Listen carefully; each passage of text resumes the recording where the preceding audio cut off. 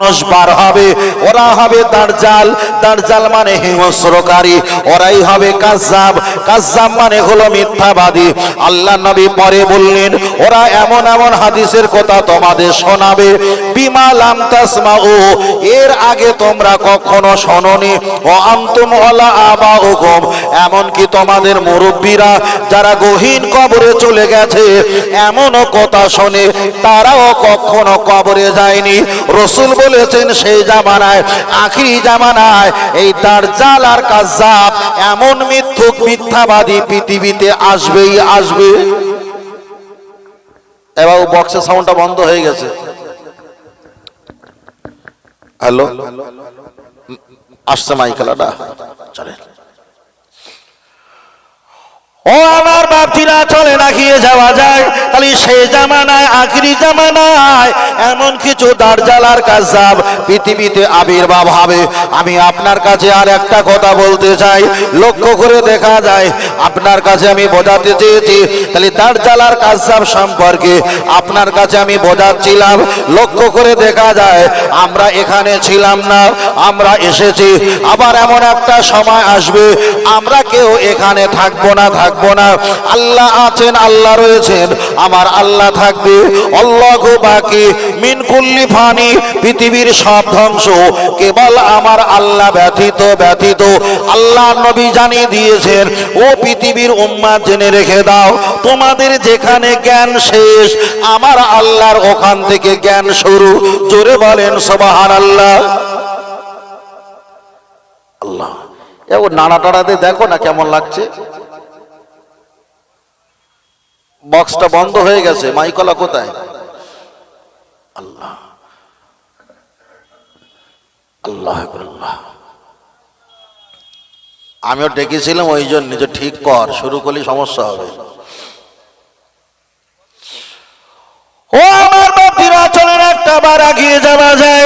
লক্ষ্য করে দেখা যায়, দাজ্জাল আর কাজ্জাব সম্পর্কে আমি আপনার কাছে একটাই কথা বলছিলাম। তার ভিতরে একটা হাদিস পড়ি, আমরা বারবার শুনে থাকি, সফর করে মাজার জিয়ারাত করা যাবে না, সফর করে দূর দেশে কবর মাজার রওজা জিয়ারাত করা যাবে না। এক কথা তারা বলে থাকে, সফর করে দূরে দূরে দূরে দূরে তোমরা মাজার জিয়ারাত করতে যাও, পীর ওলিদের কবর জিয়ারাত করতে যাও। পীর ওলিদের কবর জিয়ারাত করা সফর করে এটা যাওয়া যাবে না, যাবে না। যারাই এ কথা বলে, এই কথা বলার ভিতরে তারা একটা হাদিস বলে, ওই হাদিসটা আমি আপনাকে শোনাই। হাদিসটা হলো কি, লা তাশুদ্দুর রিহাল ইল্লা ইলা সালাসাতিন মাসাজিদিন আকামা ক্বালা আলাইহিস সালাম। আল্লাহ নবী বলেছেন, তোমরা উটের হাওদার হয়ে তোমরা সফর করবে, তিন জায়গায় তোমরা সফর করতে পারো, ইল্লা ইলা সালাসাতিন, তিন জায়গা নামাজের উদ্দেশ্যে। এক নাম্বার হলো আল্লাহর কাবা বাইতুল্লাহ শরীফ, যে কাবা শরীফে এক রাকাত নামাজ পড়লে 1 লক্ষ রাকাতে সওয়াব পাওয়া যায়। আল্লাহ নবী আমার দ্বিতীয় নাম্বারে বললেন, ও মসজিদে হাজা, মসজিদে নববী শরীফে 1 রাকাত নামাজ আদায় করলে আমার আল্লাহ 50,000 রাকাতে সওয়াব দেয়। আল্লাহ নবী তৃতীয় নাম্বারে বললেন, প্যালেস্তাইন মসজিদুল আকসা, যেখানে 1 রাকাত নামাজ পড়লে 25,000 রাকাতে সওয়াব পাওয়া যায়। রাসূল বললেন, তোমরা যদি সফর করো, যেমন বাসে, ট্রেনে কিংবা মেট্রোরে, আপনি যেভাবে যানবাহন করে সফর করে দূর দেশে যাবে, আপনি যদি নামাজের জন্য বেশি নিয়াত করে বেশি সওয়াব নেওয়ার জন্য যদি যেতে পারো, একটা হলো কাবা শরীফে যাও, 2 নাম্বার হলো মদিনা শরীফে যাও, 3 নাম্বার হলো প্যালেস্তাইন মসজিদুল আকসা। 3 জায়গায় নামাজে বেশি সওয়াবের জন্য যেতে পারো। পৃথিবীর অন্য কোথাও বেশি নামাজে সওয়াবের আশা নিয়ে যাওয়া যাবে না, যাবে না। ভুল আমায় বুঝবেন না।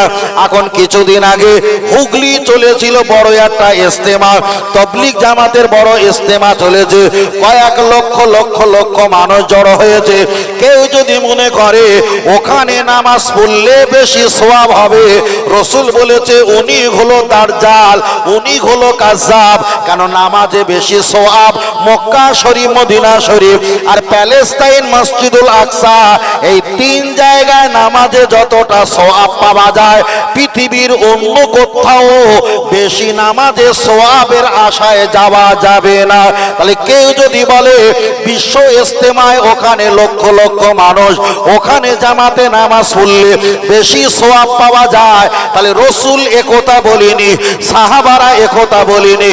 নতুন করে কোনো ব্যক্তি যদি আমাদেরকে বলে ১৫০০ বছর আগে নবী বলেছে ওরাই হলো দাজ্জাল, ওরাই হলো কাযযাব, ওরাই হলো মিথ্যুক, তাহলে আমাদের সমাজে যারাই বলে দেখা যায় যারাই বলে তোমরা ওই ইজতেমায় গিয়ে নামাজ পড়লে অনেক বেশি সওয়াব পাওয়া যাবে, নিঃসন্দেহে রসুলের হাদিসের বিরোধিতা কথা বলছে, এটাই হলো তার বাস্তবিক প্রমাণ। ও আমার বাপজিরা, চলে না গিয়ে যাওয়া যায়। আমি আপনার কাছে বোঝাতে চেয়েছিলাম পৃথিবীর যেখানে নামাজ পড়ো না কেন, আল্লাহ নবী পাকের হাদিস অনুযায়ী তিন জায়গায় নামাজ পড়লে বেশি সওয়াব। একটা হলো মক্কা শরীফে 1 রাকাতে 1 লক্ষ রাকাতে সওয়াব, একটা হলো মদিনা শরীফে 1 রাকাতে 50,000 রাকাতে সওয়াব, একটা হলো প্যালেস্তাইন মসজিদুল আকসায় 1 রাকাতে 25,000 রাকাতে সওয়াব। তাহলে তিন জায়গায় এতটা সওয়াব, আর পৃথিবীর কোথাও গেলে কোটি কোটি লোক যদিও হয় তথাপি 27 গুণ যে সওয়াব হয় অতটাই সওয়াব হবে, এর বেশি সওয়াব হবে না। মসজিদে গিয়ে নামাজ পড়বো, শুক্রবারে নামাজ পড়বো, ওখানে গেলে বেশি সওয়াব পাওয়া যায় না, না চলবে না। রসুল বলেছেন তিন জায়গা বেশি নামাজের সওয়াব পাওয়ার আশা করতে পারো, আর পৃথিবীর কোথাও নামাজে বেশি সওয়াব পাবে এ আশা করাটাই হলো মিথ্যাবাদী। পরিষ্কার, পৃথিবীর কোন আলেমের ক্ষমতা নেই এর এগেনস্টে হাত তুলবে। ও আমার সোনা মানিকেরা, চলেন একটা বার এগিয়ে যাওয়া যাক। আপনি 2 জনা নামাজ পড়বেন, 2 জনা নামাজ পড়বেন যতটা সওয়াব হবে, আপনি 10 জনা নামাজ পড়বেন ততটা সওয়াব হবে। ভাজনে নারে তাকবীর, নারে তাকবীর, নারে তাকবীর, নারে তাকবীর। আওলাদে মুজাদ্দিদ জামান, আওলাদে মুজাদ্দিদ জামান, ভাইজান হুজুর কিবলা, মাশাআল্লাহ। তাহলে আপনাকে বলছিলাম আপনাদের মসজিদ ছেড়ে দিয়ে আপনি যদি অন্য মসজিদে জুম্মার নামাজে পড়তে যাও বেশি সওয়াব যেমন পাবা আশা করা বৃথা। তাবলীগ জামাতের বড় ইজতেমা হচ্ছে, লক্ষ লক্ষ লক্ষ মানুষ, ওখানেও জামাতে নামাজ পড়ে বেশি সওয়াব পাওয়ার আশা করা এটাও তেমন বৃথা। এবার আমি আপনার কাছে বলছি, যারা ফতোয়া দেয় আজমির শরীফে মাজার জিয়ারত করার জন্য সফর করা চলবে না, যারা ফতোয়া দেয় তারা 1 হাত কলকে গাঁজা খায়নি, 1000 কলকে গাঁজা খেয়ে তারা ফতোয়া দেয়।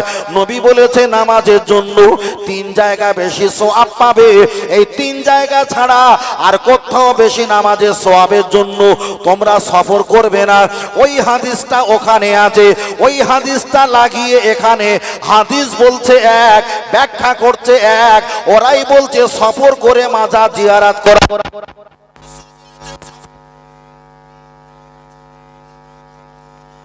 বেশি সওয়াব পাওয়ার আশা করা যাবে না। তারাই ঘুরিয়ে ফতোয়া দিয়েছে সফর করে দূর দেশে আজমিরে মাজার জিয়ারত করতে যাওয়া যাবে না।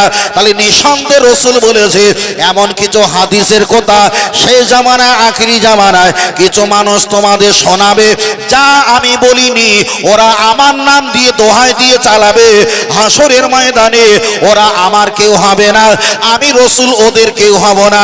তাহলে নতুন করে এই মিথ্যাবাদী আলেম আমাদের সমাজে ভুরি ভুরি আছে না নাই? আছে। আপনি বুঝতে পারবেন না, বিরাট হুজুর হাদিস পড়ে আপনাকে আরবি একটা হাদিস পড়েছে আর আপনাকে বলছে, আপনি মনে করেছেন হুজুর ঠিক বলেছে, কিন্তু দাও মিথ্যে কথা। আজমির শরীফে দেখবেন বিরাট মোটা মোটা হুজুর বসে আছে না, মাথায় পাগড়ি, ওর পেটে পা তুলে দিলে একটা আলহামদুলিল্লাহ বার হবে না। ওই রকম হুজুর দেখে যাও না, ভ্যাকাশ মেরে যাবে না যে বিরাট হুজুর, ওর পেটে লাথি মারলে সুরা ফাতিহা আবার হবে না। আল্লাহ। চলেন আমি আপনাকে বোঝাতে চেয়েছি, ও ভালো করে খেয়াল করবেন। তাহলে একটা বিষয় পরিষ্কার হয়ে গেল, সফর করে মাজার জিয়ারাত করা যাবে, সফর করে রওজা জিয়ারাত করা যাবে, সফর করে কবর জিয়ারাত করা যাবে, সফর করে উদ্দেশ্যে যাওয়া যাবে। আল্লাহর কোরআন তো জানিয়ে দিয়েছেন, কুল সিরুল ফিল আরদ, আল্লাহর কোরআন বিবরণ দিয়েছে, ও আমার বান্দা তোমরা সফর করো, তোমরা সফর করো। আর সফর করে আমি আল্লাহ আমার সৃষ্টি নিয়ামত তোমরা দেখো আর অনুসরণ করো। আমি আল্লাহ কত শক্তিশালী, আমি আল্লাহ কত ক্ষমতাবান তোমরা দেখবে, আর তোমাদের সৃষ্টিকর্তার প্রতি আরো বিশ্বাস গাঢ় হবে। জোরে বলেন সুবহানাল্লাহ। চলেন আমি আপনার কাছে একটা বিষয়টা পরিষ্কার করে দিলাম, আর একটু ছোট করে বলে নেই। তাহলে মাজার জিয়ারাত করা যাবে, দূরদেশে সফর করা যাবে, কিন্তু নামাজের উদ্দেশ্যে সফর করে নেকি পাবে, নামাজ অন্য জায়গায় পড়লে এই উদ্দেশ্যে যাওয়া চলবে না। এটা সম্পূর্ণ মিথ্যা, এটা ভুল। একটা বিষয়টা আমি পরিষ্কার করে দিলাম। চলেন এবার দ্বিতীয় নাম্বার আগিয়ে যাওয়া যাক। লক্ষ্য করে দেখা যায় আপনি নামাজ আদায় করবেন, এই নামাজটা আপনি এলাকায় আপনি পড়ছেন, এই মসজিদে নামাজ পড়ছেন, হয়তো সেজদা মসজিদের পিলিয়ারের কাছে পড়তে পারে, মসজিদের দেওয়ালের কাছে পড়তে পারে, ইমাম সাহেবের পায়ের কাছে পড়তে পারে, একটা খুঁটির কাছে পড়তে পারে সেজদা। তবে অসজুদু লিল্লাহ, পৃথিবীর যেখানে সেজদা দাও না কেন, ওই সেজদা আমার আল্লাহর কুদরতি পায়ের কাছে হাজির হয়ে যায়। পৃথিবীতে যত নবী, ঈসা, মুসা, দাউদ, আইয়ুব, শুআয়ব, জাকারিয়া, লূত, ইব্রাহিম আলাইহিম আজমাইন, যত নবী আল্লাহ পাঠিয়েছিলেন প্রত্যেকের ইবাদত করার নির্দিষ্ট একটা জায়গা ছিল। কিন্তু আল্লাহ উম্মতে মুহাম্মাদের দিকে তাকিয়ে ফিল আরদা, তামাম পৃথিবীর জমিনটা বান্দা যাতে ইবাদত করে আমাকে ডাকতে পারে, আমার নবী দুনিয়াতে পাঠানোর বিনিময় তামাম পৃথিবীর জমিনটা নামাজ পড়ার জন্য আমার আল্লাহ মসজিদ বলে ঘোষণা করে দিয়েছে। আরেকটু জোরে হবে না? আবার বক্সে সাউন্ড বন্ধ হয়ে গেছে। আল্লাহ আল্লাহ, বিপদ। মাইকেলা ভাই চলে গেছে নাকি? ভাই আবার ঘুরে এসো ভাই। ওরা আর 2 মিনিট দাঁড়াতে পারে না। বাজেট কম নাকি বলেন দিনি? বাজেট কম হলে তো দাঁড়াবে না। আল্লাহ, ও আমার সোনা মানিকের আগিয়ে চলে যাওয়া যায়। এখানে প্রমাণ হয়ে গেল পৃথিবীর যেখানে গিয়ে আপনি ইবাদত করবেন, করতে পারবেন, করতে পারবেন। তবে হানাফি মাযহাবের মাসলাক হলো 17 জায়গায় নামাজ পড়া নিষেধ। তার ভিতরে আমি 2-1 জায়গায় বলি। 1 নাম্বার হলো আপনার ঘরে ছাদ বানিয়েছেন, টয়লেট বাথরুম খানার আপনি ছাদ বানিয়েছেন, ওই টয়লেটের বাথরুম ছাদের উপরে নামাজ পড়া নিষেধ। 2 নাম্বার হলো কোনো মহিলা যদি দেহ ব্যবসায়ী করে, দেহ ব্যবসায়ী করলে তার ঘরে নামাজ পড়া নিষেধ, নিষেধ। তৃতীয় নাম্বার হলো আমাদের মায়েরা অনেকে দেখা যায় গরুর পায়খানা নিয়ে ঘরগুলো নেপন পোছান দেয়, ওটা কাঁচা থাকে, ওই কাঁচা অবস্থায় নামাজের মশাল্লা বিছিয়ে নামাজ পড়া নিষেধ। তবে শুকনো হয়ে গেলে আপনি ওখানে নামাজ পড়তে পারেন, অবশ্যই পারেন। চতুর্থ নাম্বার অপশন হলো যে জায়গায় সন্দেহ হয় ওই জায়গায় নামাজ পড়া চলবে না। 6 নাম্বার অপশন হলো যে জায়গাটা অন্য হিংসুক মানুষের হয়, হারাম টাকার হয়। আল্লাহ নবী বলেছেন নামাজের ভিতরে বাইরে 13টা ফরজ, তার ভিতরে জায়গা পবিত্র হওয়া ফরজ। জায়গাটা যদি হারাম টাকার হয় ওই জায়গায় নামাজ পড়া চলবে না। এমন করে 17 জায়গায় নামাজ পড়া চলবে না। তবে আমি আপনাকে বোঝাতে চেয়েছি আপনি পৃথিবীর যেখানে হালাল জায়গায় অসজুদু লিল্লাহ, আল্লাহর নামে সেজদা দাও, অরকাও মার রাকিন, আল্লাহর নামে রুকু করো। আমার আল্লাহ পাকের দরবারে এই রুকু আর সেজদা আল্লাহর কুদরতি পায়ের কাছে হাজির হয়ে যায়। আরেকটু জোরে হবে না? আল্লাহু আকবার। তাহলে এখানে প্রমাণ হয়ে গেল সেজদা সব জায়গায় দেওয়া যাবে না। আরেকটা প্রমাণ হলো নামাজে সব জায়গায় সওয়াব পাওয়ার জন্য হুমড়ি খেয়ে ছড়বে না। 2টো বিষয় পরিষ্কার করলাম। ঠিক ধরে যতক্ষণ থাকবো ততক্ষণ এইভাবে হবে, এইভাবে। আল্লাহু আকবার, আল্লাহ, আল্লাহু আকবার, আল্লাহ। তবে এতটুকু খেয়াল রাখতে হবে, আমরা যতটুকু কাজ করব আবেগ দিয়ে না বিবেক দিয়ে। বিবেকের নাম হলো জ্ঞান, জ্ঞানের নাম হলো এলেম, এলেমের নাম হলো কোরআন। ধর্ম কিন্তু আবেগ দিয়ে চলে না, ধর্ম চলে বিবেক, জ্ঞান, কোরআন, এলেম দিয়েই চলে। বলুন সুবহানাল্লাহ। আমার কথা বুঝতে পারছেন ভাই? তবে একটু ঘুরিয়ে বলি তো, একটু বুঝে নিতে হবে। একেবারে সাদামাটা বাংলা ভাষা বলা যায়, একটু বুঝে নিলে সুবিধা হবে। বাবু আর অসুবিধা হবে না তো? ছেড়ে দিয়েছে না? আল্লাহ আল্লাহ, তোদের ডাকলে তাড়াতাড়ি আসবি, তোরা দুজন তো ফাঁকিবাজ। হ্যাঁ, তোরা চলে গেলে আবার খারাপ হয়ে যাবে, দেখবি শুন, চলে গেলে আবার খারাপ হয়ে যাবে। আল্লাহ, কথা বলি চলেন, আমি আপনাকে বোঝাতে চেয়েছি, তাহলে দুটো বিষয়টা পরিষ্কার করে দিলাম। এবার চলেন আপনার কাছে আর একটা বিষয়টা পরিষ্কার করে দিই। বিষয়টা হলো, আপনার কাছে একটা বলেছি নামাজের জন্য সফর করা যাবে কিনা, মাজার জিয়ারাত করা যাবে কিনা। দ্বিতীয় বলেছি কোন জায়গায় নামাজ পড়া যাবে কি যাবে না। চলেন এবার তৃতীয় নাম্বার আর একটা অপশন বলা যাক। এরকম করলে ওয়াজ করা যায়? আল্লাহ,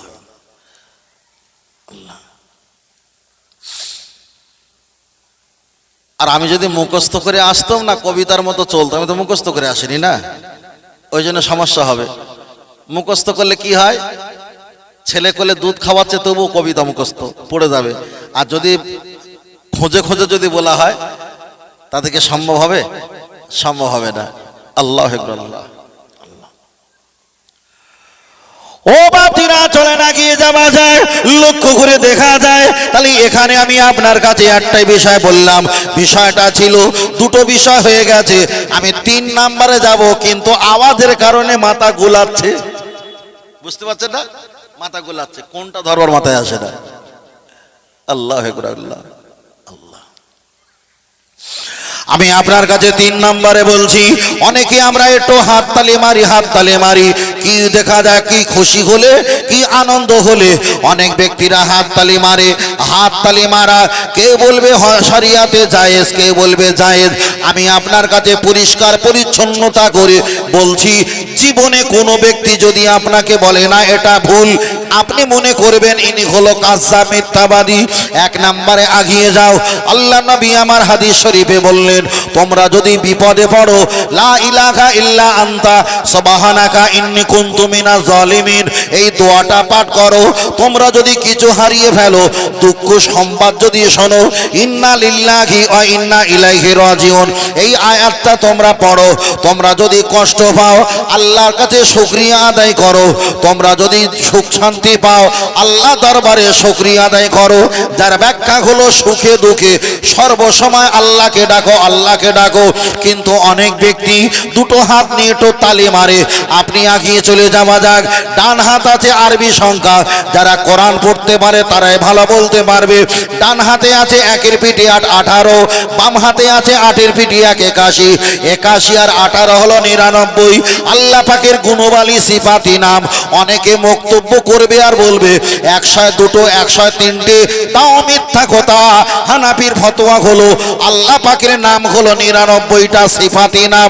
হিন্দু, খ্রিস্টান, জৈন, পারাসি, শিবির, ইসাই, গুজরাটি, মারাঠি, কুচবিহারি, বিহারি, বাঙালি 3.5 থেকে 4.5 প্লাস যত ধর্মের মানুষ আছে, আইডিয়া কম, যাদের হাত আছে প্রতি হাতে 18 আর 81 লেখা আছে। 81 আর 18 হলো আল্লাহ পাকের 99টি নাম। তালি মারা তো শরিয়াতে হারাম চলবে না।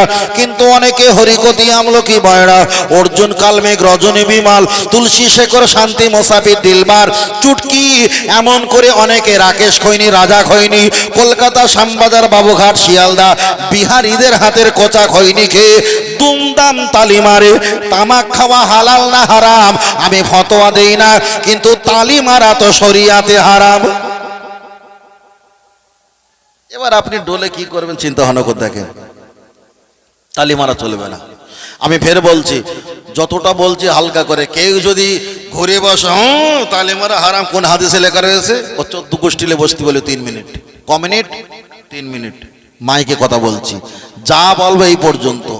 হিংসা আছে, মনে হিংসা আছে, কিন্তু কোনো বক্তব্যের ফতোয়ালে হিংসা চলবে না। চলে না, গিয়ে যায়। ও বাতিরা এগিয়ে চলে যাওয়া যাক। এবার আর একটা বলতাম না, সেটা আমি বলে নেই। আওয়াজটা সমস্যা হচ্ছিল, আওয়াজটার কারণে আমারও বলতে অসুবিধা হচ্ছিল। কেউ যদি ভিতর দিয়ে বলে হুজুর আওয়াজ যেমন হোক না কেন আপনি বক্তব্য করে দাও, ওটা রাইট হতে পারে না। চলেন আমি এক এক করে দলিল দিয়ে দেই। আল্লাহ নবী হাদিস শরীফে বললেন, ও আমার সাহাবীরা জেনে রেখে দাও, ইক্তাদাইতু বিহাজাল ইমাম হাযা বিসসালাতি আও কামা ক্বালা আলাইহি সালাম। তোমরা যখন ইমামের পিছনে নামাজ পড়বে, ইমামের কণ্ঠ যদি তোমরা শুনতে না পাও, পিছন দিক দিয়ে সুবহানাল্লাহ পাঠ করো, আলহামদুলিল্লাহ পাঠ করো। এই আওয়াজ দিয়ে ইমাম শেখকে জানাও তোমার ভোল্টেজ কমে গেছে, ভোল্টেজ বাড়াও। তাহলে আওয়াজ কমে গেলে রাসূল বলেছে তোমরা তাসবিহ পাঠ করে আওয়াজ বাড়ানোর জন্য ইশারা ইঙ্গিত দাও। জোরে বলেন। চলেন দ্বিতীয় নাম্বার অপশন বলি। একটা বাচ্চা যদি ভূমিষ্ঠ হয়, আল্লাহ নবী বললেন, কিতাবটার নাম হলো আতাবুল মাসাজিদ, হাদিসটা আবু হুরায়রা থেকে বর্ণিত। রাসূল বলেছেন একটা বাচ্চা ছেলে হোক আর মেয়ে হোক, আওরাতুন আর রাজুলুন, ছেলে আর মেয়ে যদি ভূমিষ্ঠ হয়, এক কানে আজান দাও আর এক কানে একামত দাও। তাহলে একামত হয় আস্তে, আজান হয় জোরে, তাহলে জোরে আওয়াজের প্রয়োজন আছে।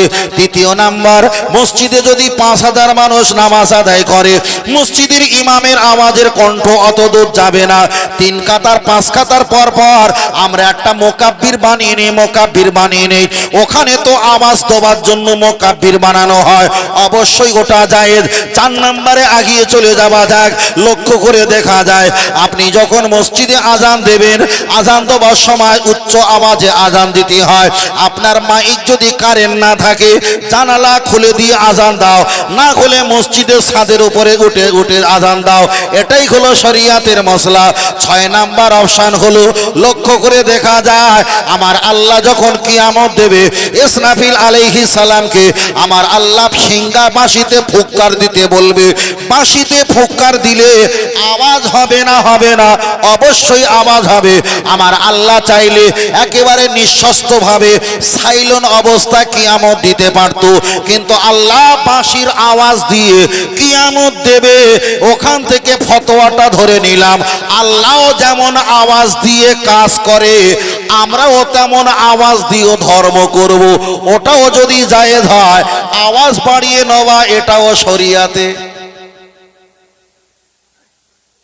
এখন 21টা রেজত বলা সময় নিয়ে আমার চল লাগিয়ে যায়। ও আমার বাপজিরা, চলেন এগিয়ে যাওয়া যায়। লক্ষ্য করে দেখা যায় এখানে ছেলেরা অনেক ফুল দিয়েছে, অনেক ফুল দিয়েছে, লাইটে সুন্দর ঝিকিমিকি বানিয়েছে। দূর থেকে একজন বলবে, দূর থেকে একজন বলবে, ইন্নাল মুবাসসিরিনা কানে খানা শায়াতিন। আমার আল্লাহ তো জানিয়েছেন ফজল খরচা করা হলো শয়তানের সমাতুল্য, বৃথা খরচা করা শরিয়াতে জায়েজ নেই। ওরা যদি আমাদেরকে বলে, আমরাও এবার দলিল দেব। আমার আল্লাহর কোরআন জানিয়ে দিয়েছেন, খুযু জিনাতাকুম ইনদা কুল্লি মাসজিদিন। ও আমার বান্দা, জেনে রেখে দাও, তোমরা যেখানে ইবাদত করবে সেখান তোমরা পরিষ্কার পরিচ্ছন্নতা করো। এক।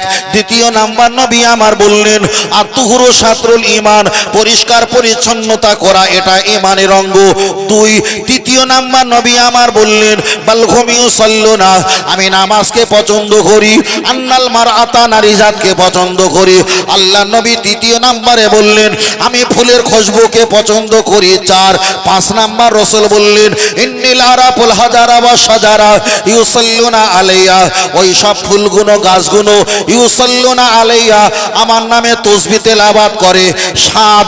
আল্লাহ নবী জানিয়েছেন, আমি যখন মেরাজ শরীফ থেকে নিচে যখন এসেছিলাম, আইদিয়াকুম, হাত দিয়ে আমার কপাল থেকে পাসিনা ফিল আরদা, মাটিতে যখন ফেলেছিলাম, আমার আল্লাহ কুন ফায়াকুন, আমার আল্লাহ ওই ঘামের বরকতে গোলাপ ফুলকে আমার আল্লাহ দান করেছিলেন। তাহলে কেউ যদি আমাদের এই ফুল লাগানোর এগনেস্টে যদি একটা ফতোয়া দেয় হারাম, আমরা 6খানা ফতোয়া দিয়ে বলবো এটা জায়েজ। জোরে বলে।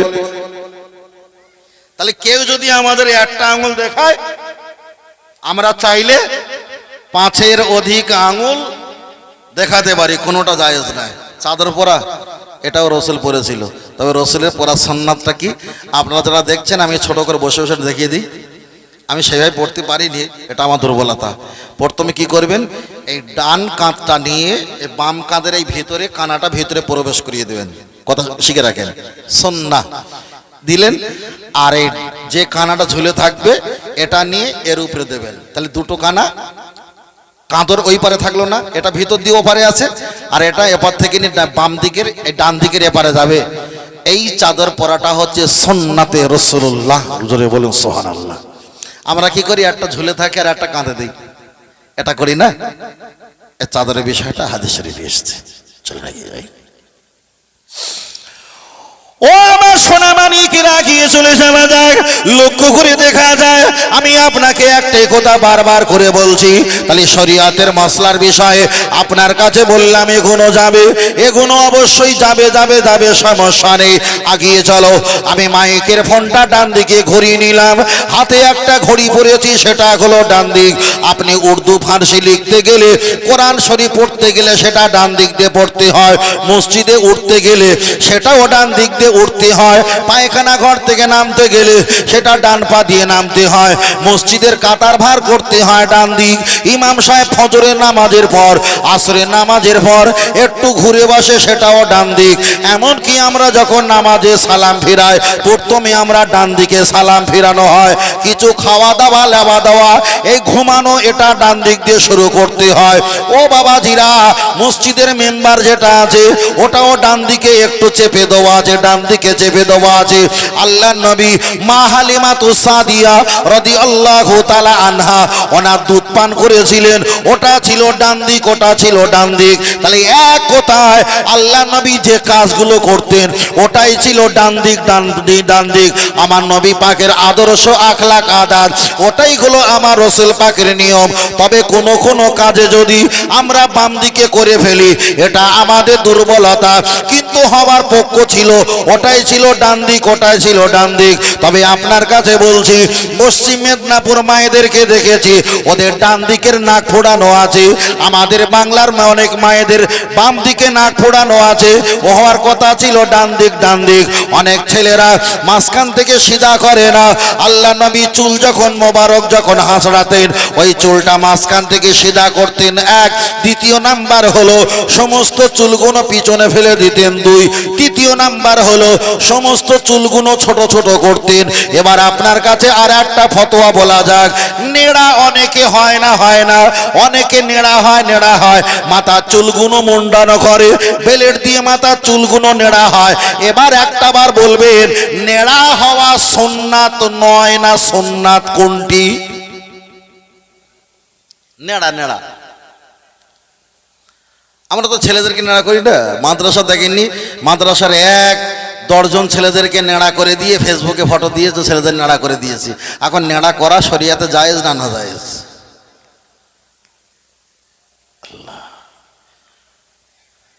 জিনিসটা সহজ, কিন্তু জিনিসটা সহজ না। ও আমার সোনা মানিকেরা, গিয়ে চলে যাওয়া যায়। আমরা অনেকে নেড়া হই, বাচ্চাদের নেড়া করে দিই, অবশ্যই ভালো ভালো, আমি খারাপ বলছি না। তবে কেউ যদি বলে নেড়া করে দেওয়া সুন্নাত, এটা মিথ্যা, মিথ্যা, মিথ্যা। নেড়া হওয়া সুন্নাত নয়, নেড়া তখন হওয়া সুন্নাত আপনি যখন হজ পাকে চলে যাবেন, ৯ তারিখে জিলহজ মাসের আরাফাতের ময়দানে মুজদালিফায়, এক কথা হজের সিজনে আপনি যখন হজে চলে যাবেন, দুম্বা নহর করার আগে আর পরে মাথার চুল যেটা মুন্ডানো করা হয়, নেড়া হয়, ওই নেড়া হওয়া সুন্নাত পৃথিবীর অন্য কোথাও নেড়া হওয়া সুন্নাত এমন কোনো হাদিসে নেই। তাহলে মক্কা মদিনা শরীফে মাথার চুল নেড়া হওয়া এটা হলো সুন্নাত, আর ওই সুন্নাত সারা বছর চালায়, ঠিক না বে ঠিক? তাহলে হজে গিয়ে নেড়া হওয়া সুন্নাত, ওই সুন্নাতটা সারা বছর চালাচ্ছে নেড়া হওয়া। বিষয়টা সহজ, কিন্তু সহজ না। সারা বছর চালাচ্ছে না। আল্লাহর নবী নেড়া হয়েছিল, আল্লাহর নবী কোনে নেড়া হয়েছিল না? হজ পাকে গিয়ে। তুই নেড়া হচ্ছিস কোথায়? এখানে। নবী নেড়া হয়েছিল হজের মৌসুমে, তুমি হচ্ছ কোন মৌসুমে? গরমের মৌসুমে। কথা বোঝেননি? তবে মাথায় ঘা, দুর্গন্ধ, ময়লা যদি যা ঘাগে, ডাক্তারের কথা অনুযায়ী আপনি নেড়া করে দেবেন, নিশ্চিত, এতে কোনো সমস্যা নেই। কিন্তু নেড়া হওয়া সুন্নাত, এই বক্তব্য বন্ধ করতে হবে। এটা হজের কারণে সুন্নাত, আর বাদ বাকি নেড়া হওয়া সুন্নাত নয়। ফের বলছি, মাইকে কথা বলছি, কোনো কথা অজাতা ভুল বলিনি, বুঝে সুঝেই বলছি। এতদিন আমাদের ভুল বুঝিয়েছিল, আমার একটু জাদুটনা কাটাতে একটু সময় তো যাবে। চল না গিয়ে যাই। ও আমার সোনা মানিকেরা, গিয়ে চলে যাওয়া যায়, লক্ষ্য করে দেখা যায়। তাহলে নেড়ার বিষয়টা আমি আপনাকে বললাম, নেড়া হওয়ার বিষয়টা বললাম। তবে একটা হাদিস শরীফে পেয়েছি, হযরত উসমান গনি রাদিয়াল্লাহু তাআলা আন, তিনি মাথাটা মুন্ডিয়েছিল, মাথাটা নেড়া হয়েছিল। তাফসীরকারকেরা বর্ণনা করেছেন, হুজুরের মাথায় একটু ময়লা জমেছিল, হুজুর কষ্ট পাচ্ছিল, ওই কারণে মাথার নোচেল চুলটা নেড়া হয়েছিল। আমি এর আগে বলেছি, যদি অসুস্থ হও, মাথায় যদি ঘা পোকা যদি বেশি হয়, আপনি নেড়া হতে পারো, সমস্যা নেই। তবে নেড়া হওয়া সুন্নাত এটা বলা যাবে না। বাবরি চুল রাখা সুন্নাত, চারিদিকে চুল সমান রাখা এটা হলো সুন্নাত। তবে নেড়া হওয়া সুন্নাত নয়, ওটা হজের মৌসুমে আল্লাহর নবী নেড়া হয়েছিলেন, মাথা মোবারকটা কামিয়েছিলেন, ওটা সুন্নাত। কিন্তু অন্য সময় সুন্নাত হতে পারে না। আল্লাহ নবী একটা হাদিস শরীফ বললেন, ও আমার সাহাবীরা জেনে রেখে দাও, আমি তোমাদেরকে বলে গেলাম, কেউ যদি আমার সুন্নাতকে পালন করে, মান আহাব্বানি, আমাকে ভালোবাসা হয়ে গেল, অমান আহাব্বানি, আমাকে ভালোবাসার কারণে কানামা ইফিল জান্নাত, আমি রাসূল ঘোষণা দিলাম তাদেরকে নিয়ে দয়ার জান্নাতে হাজির হয়ে যাব। ও আমার বাপজিরা, একটা কথা খেয়াল রাখবেন, অনেকে আমরা বলি একটা সুন্নাত পালন করলে ওহুদের শহীদের মর্যাদা চাইতে আমার আল্লাহ আরো বেশি মর্যাদা দেবে। আমরা আলেমদের মুখে ওয়াজ-নসিহত শুনি, বারবার একটাই কথা বলি, আর দুনিয়া আল্লাহ একটা হাদিস আমরা পড়ি, কেউ যদি একটা সুন্নাত পালন করে 100 শহীদের জান্নাতের মর্যাদা আমার আল্লাহ পাক দান করবে। হাদিসের ব্যাখ্যাটা এমন না, এমন নয়। আল্লাহ নবী হাদিস শরীফে বললেন, ও আমার সাহাবীরা জেনে রেখে দাও, কঠিন দিনে পরিস্থিতির অনুকূলে তুমি যদি একটা সুন্নাত যদি জিন্দা রাখতে পারো, ওহদ, বদর, সিফতে, তাবুক, কারবালা, হুদায়বিয়া যুদ্ধে সাহাবীরা শহীদ হয়ে যে জান্নাত পাবে আমার আল্লাহ তার থেকে বেশি বেশি খুশি হয়ে যাবে। সুন্নাতটা কি? আপনি মুখে দাড়ি রেখেছেন, এই সুন্নাত নয়। অবশ্যই এই সুন্নাত, তবে এখানে নয়। আপনি এক জায়গায় চলে গেছেন, আপনার দাড়ি দেখে বলছে আপনি অন্য ধর্মীয় না মুসলমান। আপনি যদি বলেন আমি মুসলমান, মাথায় টুপি দিলে আপনার নামে অত্যাচার হবে। আপনি মাথা টুপি রেখেছেন, মুখে দাড়ি রাখলে আপনার প্রতি জুলুম হবে।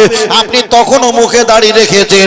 এই মুসিবতের কঠিন দিনে সুন্নাতকে যদি বজায় রাখতে পারো, তুমি যদি মারা যাও, 100 সাহাবারা শহীদ হয়ে যে জান্নাত পাবে একটা সুন্নাতের কারণে, তুমি যদি মৃত্যুবরণ হয়ে যাও, আমার আল্লাহ পাক 100 শহীদের মর্যাদা তোমার সুন্নাত জীবিত রাখার কারণে অতটাই মর্যাদা আল্লাহ দান করে দেবে।